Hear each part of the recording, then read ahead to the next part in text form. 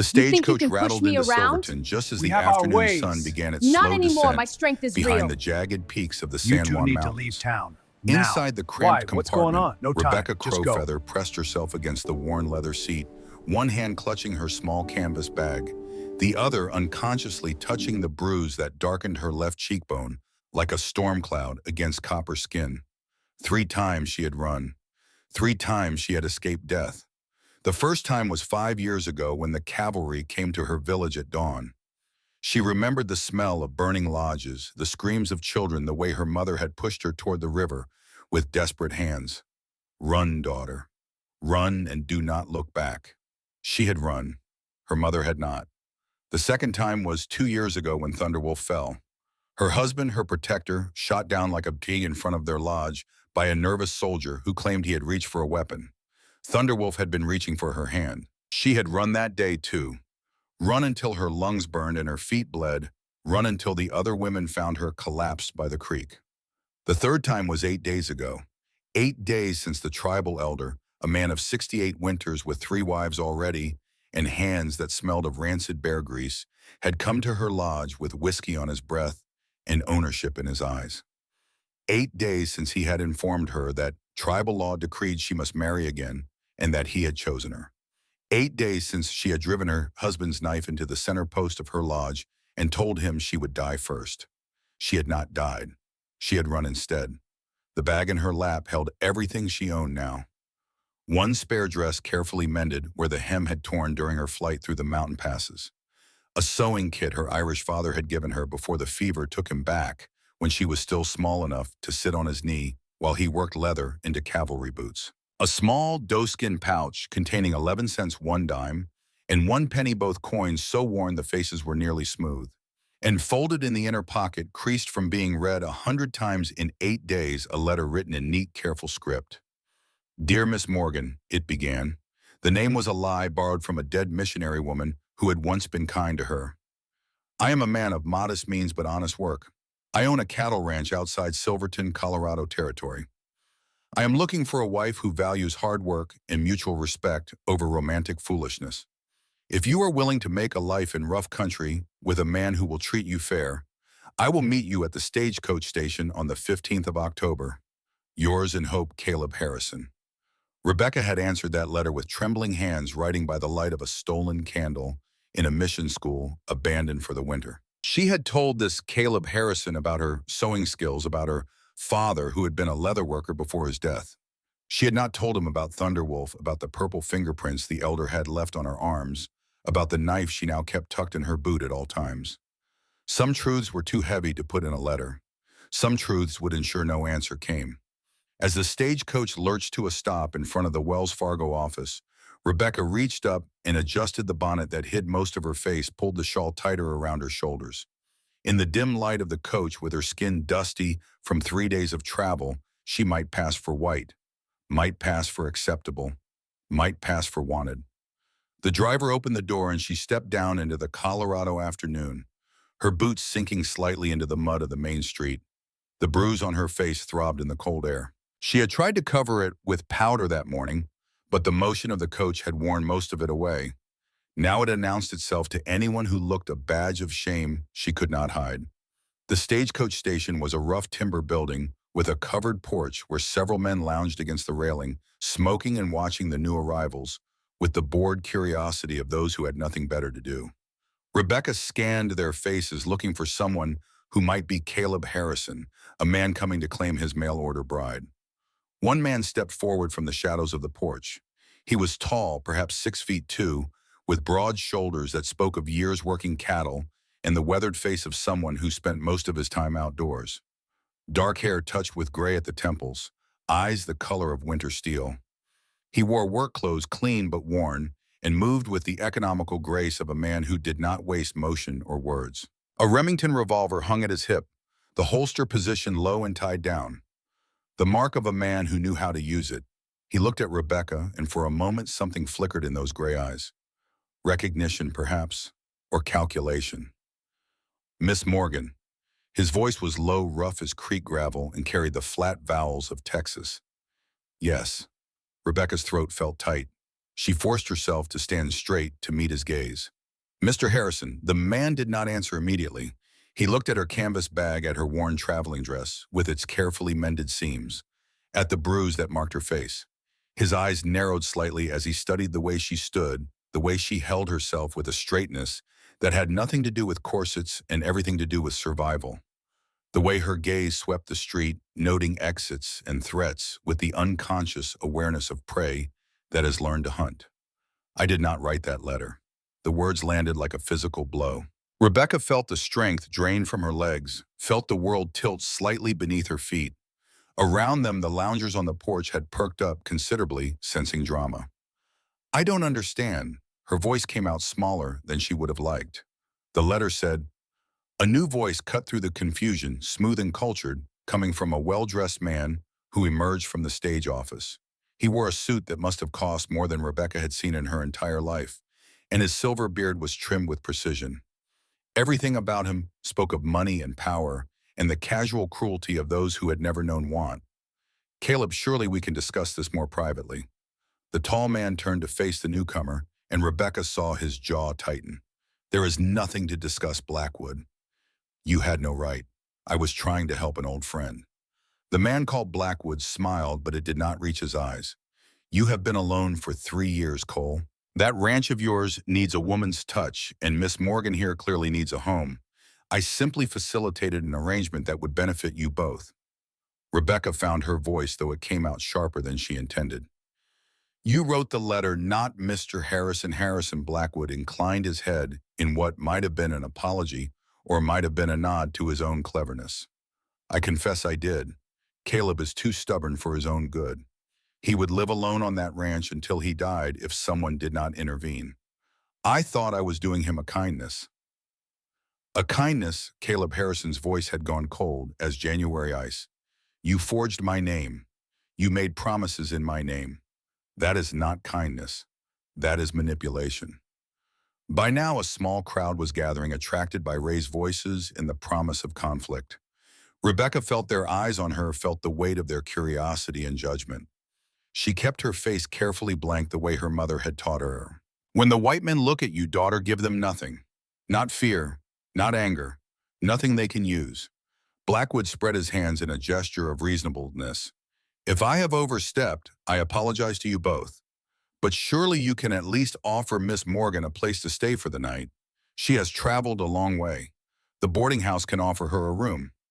Caleb's face might have been carved from stone. I am sure you will be happy to pay for it since this is your doing. Blackwood's smile finally slipped. Now, Cole, be reasonable. The lady needs help. The lady needs the truth. Caleb looked directly at Rebecca, for the first time really looked at her, and she saw something in his eyes shift. He saw past the bonnet and the powder and the carefully maintained posture. He saw what she had been trying to hide. You are not white. It was not a question. Rebecca's hand tightened on her bag until her knuckles went pale. My father was Irish, a leather worker. My mother was Apache. The crowd's murmur rose like wind before a storm. Half-breed, Indian blood, squaw. The words carried on the afternoon air, casual and cutting.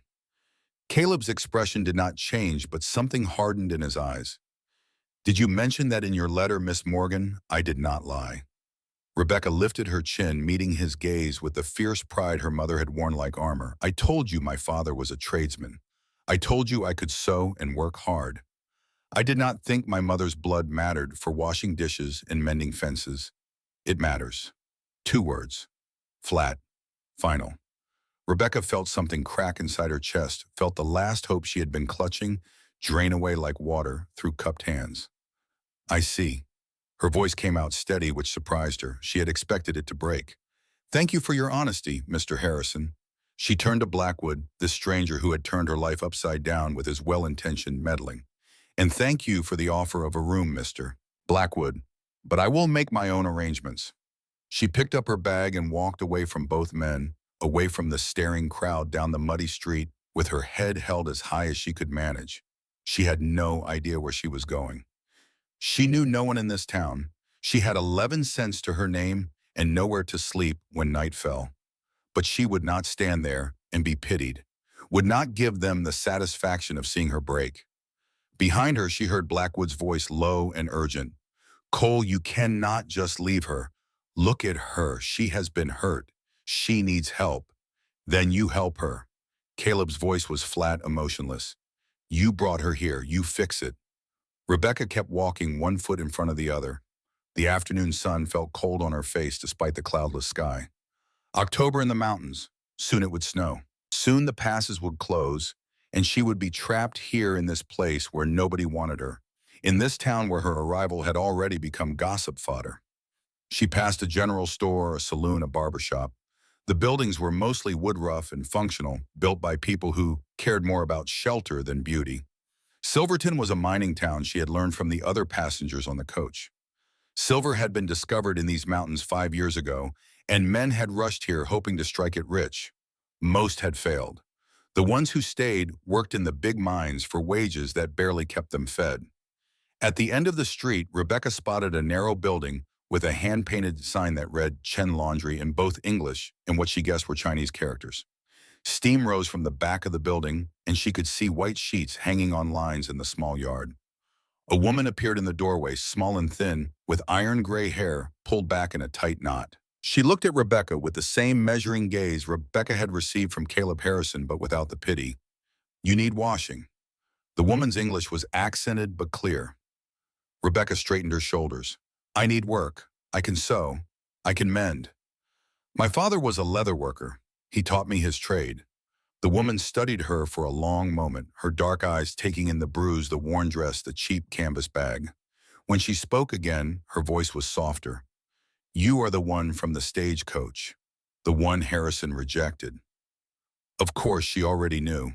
In a town this size, news traveled faster than horses. I am. Rebecca met her gaze steadily.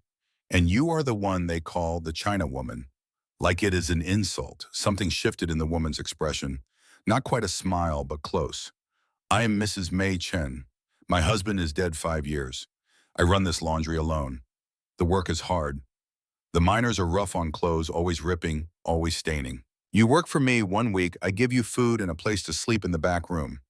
After 1 week, if you are good, we talk about wages. You agree? It was not a generous offer. It was barely an offer at all. But it was more than Rebecca had, and infinitely better than spending her 11 cents on one night in a boarding house before being thrown into the street again. I agree. Mrs. Chen nodded once, sharp and businesslike. Come, I show you where you sleep. Then you start work. The back room was barely large enough for a narrow cot and a wooden crate that served as a table. The walls were thin boards that did little to keep out the cold, and Rebecca could see daylight through gaps in the roof. But the cot had a blanket, and there was a small stove in the corner that Mrs. Chen lit with practiced efficiency. You eat with me at 6. Rice and vegetables. Not fancy, but filling. Tomorrow, you start at sunrise. I teach you my system. You learn fast, or you make mistakes. I do not like mistakes, I understand. Rebecca set her canvas bag on the cot. Thank you, Mrs. Chen. You did not have to help me.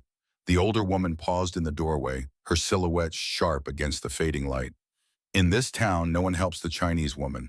They think I am less than them because my skin is different, because my husband was China-born. They spit when I walk past. They call me names in the street. I know what it is to be unwanted, Miss Morgan. I know what it is to survive anyway. She left without waiting for a response, and Rebecca sank down onto the cot, finally allowing herself to feel the weight of the day. Her hands were shaking. She pressed them together, trying to still the tremors, and felt the tears coming despite her best efforts to hold them back. She had been so sure, so certain that the letter from Caleb Harrison represented a new beginning, a chance to escape the nightmare her life had become. She had imagined it during the long journey west. A simple wedding, the small ranch, a man who treated her with basic respect. Nothing fancy, nothing romantic. Just safety, just peace. Instead, she had found another kind of nightmare. Public humiliation, destitution, a room with cracks in the walls, and 1 week to prove herself worthy of continued survival. Rebecca wiped her eyes roughly and stood up. She would not do this, would not surrender to despair. She had survived worse than Caleb Harrison's rejection. She had survived cavalry raids and forced marches and the death of everyone she loved. She would survive this too. She unpacked her small bag with methodical care. the spare dress she hung on a nail in the wall, the sewing kit she placed on the wooden crate, arranging the needles and thread and scissors just as her father had taught her, the doeskin pouch with her 11 cents she tucked under the thin mattress, and the knife, Thunderwolf's knife with its bone handle worn smooth by his hand, she placed under her pillow where she could reach it quickly if needed. Old habits died hard. At 6 o'clock, Mrs. Chen called her to supper. They ate in the small room behind the laundry, sitting on wooden stools and sharing rice from a battered pot, vegetables that Mrs. Chen had grown in her garden plot, green and crisp and seasoned with ginger. The older woman did not speak much, but her silence was comfortable, not hostile. She asked no questions about the bruise on Rebecca's face, about why she had come to Silverton, about what had happened at the stagecoach station. For that, Rebecca was grateful. After supper, Mrs. Chen showed her the laundry operation. Great tubs of water heated over fire's harsh soap that left Rebecca's hands red and raw after just a few minutes of mangle for wringing out the heavy, wet fabric. The work was brutally hard, as Mrs. Chen had promised. But it was honest work, and Rebecca had never been afraid of that. "Tomorrow I show you the mending," Mrs. Chen said as they banked the fires for the night. "Many miners, they tear their clothes on the rocks in the mines. They need sewing. If you are as good as you say, we can charge more for mending than for washing. That is where the real money is." Rebecca nodded, flexing her sore fingers. "I am as good as I say." Mrs. Chen gave her a look that might have been approval. "We will see." That night, Rebecca lay on the narrow cot and listened to the sounds of Silverton settling into darkness. Voices from the saloon down the street, raucous with drink and laughter. The lonely whistle of a train somewhere in the distance. The wind beginning to rise, carrying the smell of coming snow down from the high peaks. She thought about Caleb Harrison, about the coldness she had seen in his eyes when he looked at her. "You are not white, it matters." Two simple truths that had slammed the door on any hope of the life she had imagined. But perhaps that was for the best. Perhaps it was better to know now that she would always be unwanted, would always be judged for her mother's blood rather than her own worth. Perhaps it was better to stop hoping for acceptance and focus instead on survival. Her mother had taught her that. Hope is a luxury, daughter. Survival is a necessity. Choose necessity. Rebecca chose necessity. She would work hard. She would prove her value to Mrs. Chen. She would save every penny she could. And when spring came and the passes opened, she would leave this place behind and find somewhere new. Somewhere she might not be wanted, but where at least she would not be actively rejected. It was not much of a plan, but it was all she had. The next morning arrived cold and gray, the sky heavy with clouds that promised snow. Rebecca woke before dawn and dressed quickly in the unheated room, her breath misting in the air. Mrs. Chen was already working when Rebecca emerged, her hands deep in a tub of soapy water, scrubbing at a shirt that was more mud than fabric. "Good, you are on time," Mrs. Chen said without looking up. "Take that basket. Those are the mending jobs. I show you once, then you do the rest yourself." The basket was full of torn trousers, shirts with missing buttons, coats with ripped seams. Mrs. Chen demonstrated her system, quick and efficient, her stitches so small they were nearly invisible. She worked with the speed that came from decades of practice, and Rebecca watched closely, absorbing every detail. "Now you," Mrs. Chen handed her a pair of trousers with a 6-inch tear along the inseam. "Show me what your father taught you." Rebecca threaded her needle and began to work. Her father had insisted on perfection, had made her unpick her stitches and start over again and again, until she could sew a seam that would hold under the stress of a cavalry march. Those lessons paid off now. Her stitches were small and even reinforced at the stress points, nearly invisible from the outside. When she finished, she handed the trousers to Mrs. Chen for inspection. The older woman examined the work in silence, turning the fabric this way and that, testing the seam with her fingers. Finally, she nodded. "Your father taught you well. This is good work, better than mine, maybe." It was the first compliment Rebecca had received since arriving in Silverton, and it warmed her more than the fire. "Thank you. Do not thank me. Just work. We have 20 more pieces in that basket." Rebecca worked steadily through the morning, her needle flashing in and out of fabric, her mind focused on the rhythm of the task. She did not allow herself to think about anything else. Not about Caleb Harrison or Harrison Blackwood, or what would happen when her week of trial was over. Just the needle and the thread and the gradual shrinking of the mending pile. Around mid-morning, the door opened and a man entered carrying an armful of laundry. He was tall, perhaps 6'1", with the build of someone who worked hard for a living. But it was his eyes that caught Rebecca's attention. They were cold, calculating, sliding over her in a way that made her skin crawl. She had seen eyes like that before on the men who came to the reservation looking for women they could buy for a bottle of whiskey. "Morning, Mrs. Chen," he said, dumping the laundry on the counter. "Got a week's worth for you. Mr. Blackwood wants it back by Friday. It will be ready." Mrs. Chen's voice had gone flat, carefully neutral. The man's gaze fixed on Rebecca. "Who is this?" "You hired help my business," Mrs. Chen said sharply. "Not yours, Mr. Deacon." So this was Deacon.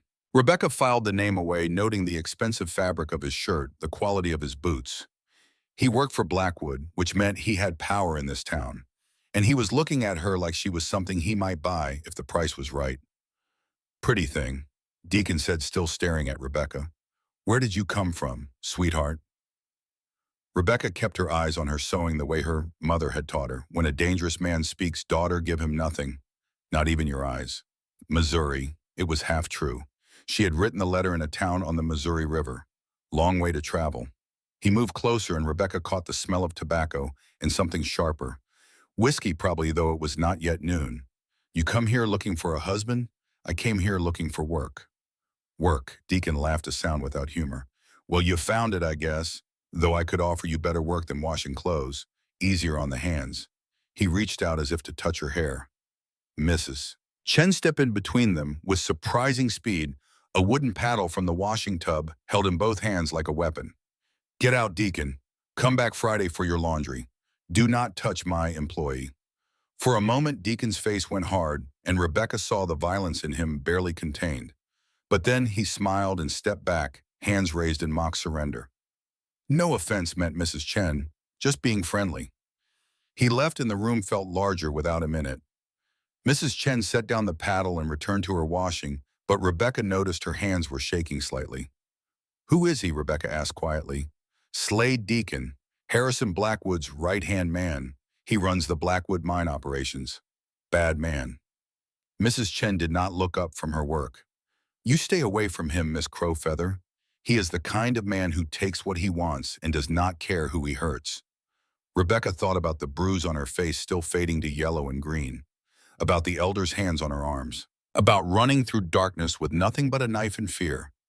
"I have known men like that." "Then you know to be careful." Mrs. Chen finally looked at her, and her expression was grave. "In this town, Blackwood and his men have much power. The sheriff looks the other way when they cause trouble. You understand, I understand. One more thing to worry about, one more danger in a town that already felt like walking on ice that might crack at any moment." They worked in silence for the rest of the morning. Rebecca finished the mending basket and started on a new one that Mrs. Chen brought from the storage room. The work was soothing in its way. The repetitive motion of the needle, the satisfaction of turning something broken into something whole again. Just after noon, the door opened again, and this time it was a boy, perhaps 8 years old, with freckles across his nose and dirt on his knees. He carried a bundle wrapped in brown paper. "Afternoon, Mrs. Chen," he said politely. "Ma sent these sheets. Says she needs them back by Sunday." "Sunday I can do." Mrs. Chen nodded. "That is your mother's good sheets, Tommy. Tell her I will take extra care." The bar Tommy noticed Rebecca and his eyes went wide. "You are the lady from the stagecoach. The one Mr. Harrison did not want." Rebecca felt her face flush, but before she could respond, Mrs. Chen spoke sharply in what Rebecca assumed was Chinese, a rapid stream of words that made Tommy duck his head. "Sorry, ma'am," he mumbled to Rebecca. "I did not mean to be rude." "It is all right," Rebecca managed a small smile. "You only spoke the truth." Tommy shifted from foot to foot, clearly uncomfortable. "My pa is the sheriff. He says Mr. Blackwood should not have done what he did, writing that letter and all. Says it was not right to trick you. Your father sounds like a wise man. He says Mr. Harrison is not a bad man either." Tommy delivered this information with the casual cruelty of a child who did not understand the weight of such words. "Just hurt real bad when his wife died. Says he has not been the same since." Mrs. Chen made a sharp noise and spoke to Tommy in Chinese, again longer this time. The boy nodded and backed toward the door. "Sorry, I talk too much. Ma says so all the time. I will go now." After he left, Mrs. Chen looked at Rebecca with something like sympathy in her eyes. Children, they say too much. He told me what I needed to know. Rebecca's hands had gone still on her sewing. She was thinking about Caleb Harrison, about the cold distance in his eyes, about what it would feel like to lose a wife you loved. Mrs. Chen was quiet for a moment, then spoke softly. His wife Margaret died 3 years ago. Childbirth. The baby too. He has not looked at a woman since. Some say he never will. Rebecca thought about Thunderwolf, about the way grief had felt like drowning in the days after his death, about how, even now, 2 years later, she sometimes woke reaching for him in the darkness. I understand that kind of pain. Mrs. Chen nodded. That is why I think you and Mr. Harrison, you are not so different. Both carrying ghosts. Both trying to survive despite them. Rebecca returned to her mending, but the words stayed with her. Both carrying ghosts, yes. That was exactly right. The question was whether ghosts could ever find peace, or whether they were doomed to haunt the living forever. The afternoon passed in a blur of stitching and washing. Rebecca's fingers grew nimble with practice, and she found she could complete the mending faster than Mrs. Chen had expected. By the time the sun began to set, they had cleared both baskets and started on a new pile of torn mining clothes that had been dropped off mid-afternoon. You are good, Mrs. Chen said as they cleaned up for the evening. Better than I expected. Tomorrow you can handle the mending on your own while I do the washing. We can take more jobs this way. Make more money. I would like that. Mrs. Chen hesitated, then spoke more quietly. 1 week I promised you, but I think maybe you can stay longer, if you want. The work is steady, and I am tired of being alone. Rebecca felt something warm unfold in her chest. I want to stay. Thank you, Mrs. Chen. Do not thank me yet. Mrs. Chen's smile was small but genuine. Winter is coming. We will be very busy, very cold. You may curse me by January. Then I will curse you in January. Rebecca smiled back, but I will still be grateful. Her mother's voice came to her as she prepared for sleep that night, soft and remembered. You are a bridge between two worlds, daughter, the white world and the Apache world. It is a hard place to stand, but bridges are strong, bridges endure, bridges connect. Rebecca pulled the thin blanket closer and closed her eyes. Tomorrow she would wake and work and prove her worth. Tomorrow she would begin building something from the ruins of her broken hopes. Tomorrow she would be a bridge. The next 3 days passed in a rhythm of work and watchful silence. Rebecca's hands grew stronger, her fingers toughening to the harsh soap and constant sewing. She learned the names of regular customers, learned which miners paid on time, and which had to be chased for their money. She learned to navigate the social currents of Silverton, learned who was safe to acknowledge on the street and who should be avoided.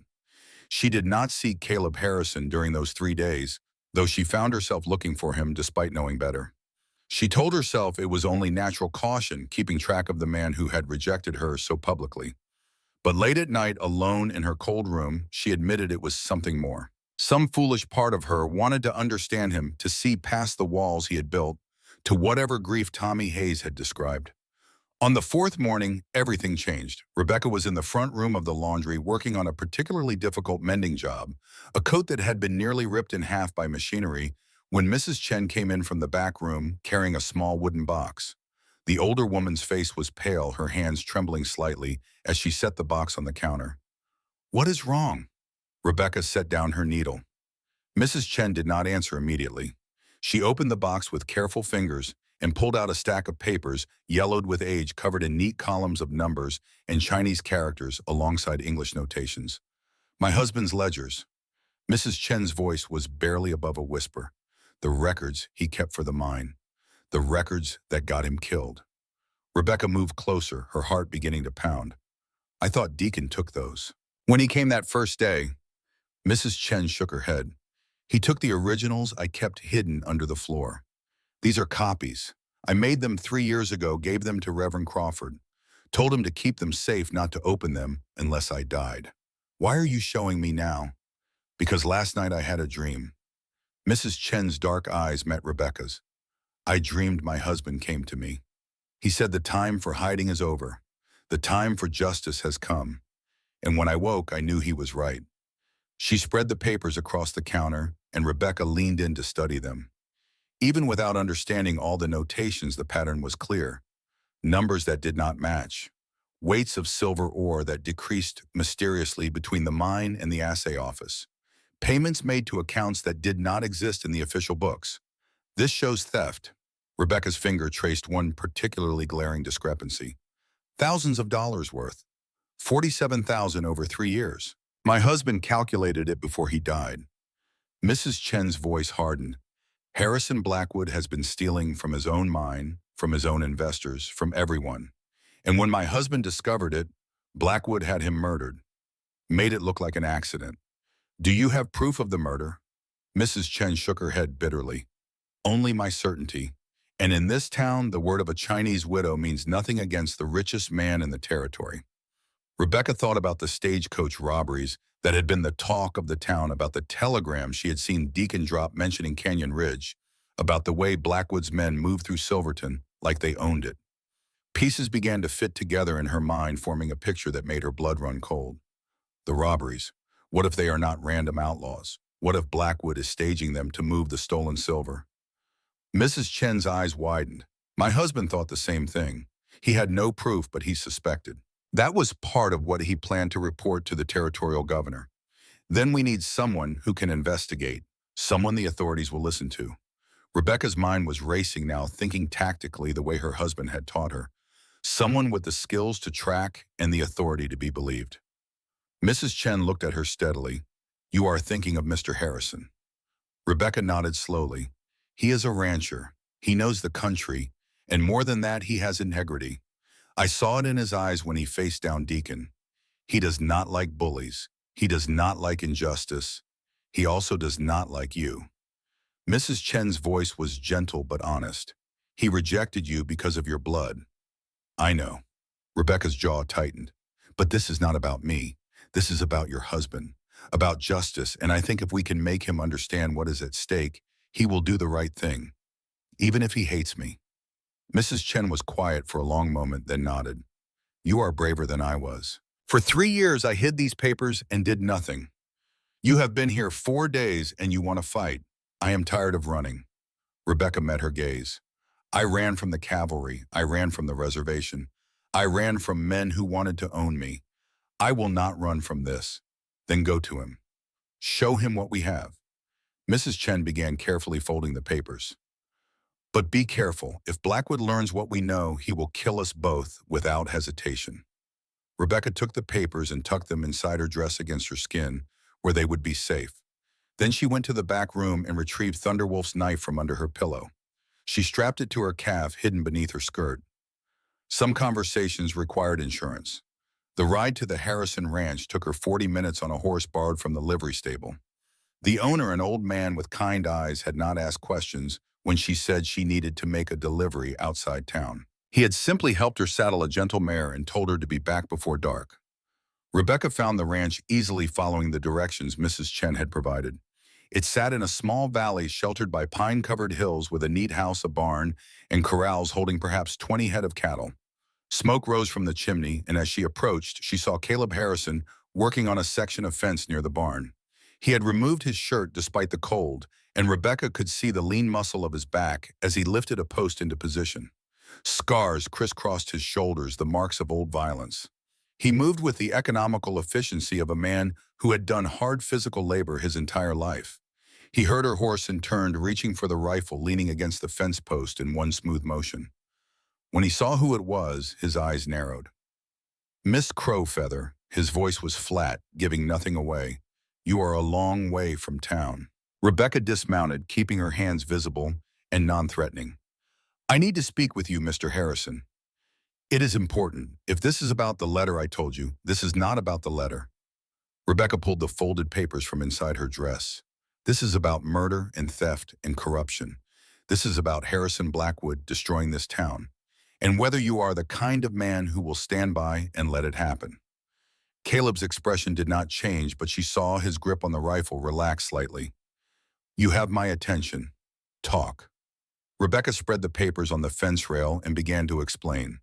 She told him about Mrs. Chen's husband, about the ledgers showing systematic theft, about the suspicious timing of his death. She told him about Deacon's telegram mentioning Canyon Ridge about her suspicion that the stagecoach robberies were staged. She laid out the evidence methodically, the way she imagined a scout would report to his commander. Caleb listened without interrupting, his gray eyes moving from the papers to her face and back again. When she finished, he was quiet for a long moment. These numbers. If they are accurate, Blackwood has stolen nearly $50,000. Mrs. Chen's husband was meticulous.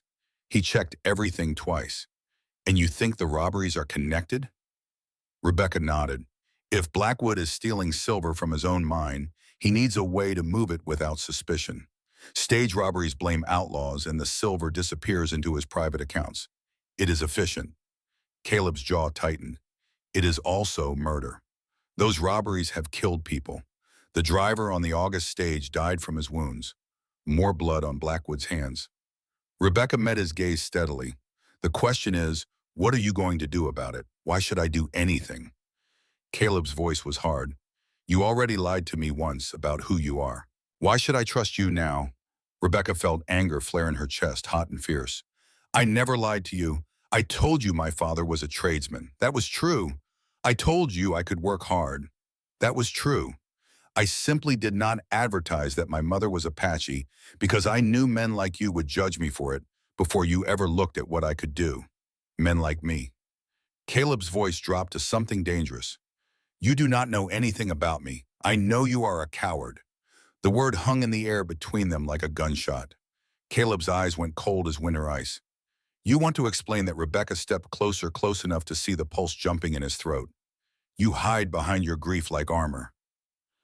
You use your dead wife as an excuse to turn away from the world, to reject anyone who might make you feel something again. You saw my Apache blood, and you used it as a reason to dismiss me, to keep yourself safe from anything that might threaten the walls you have built. Caleb's hands clenched into fists. You do not know what you are talking about. Do I not? Rebecca's voice was quiet now, deadly.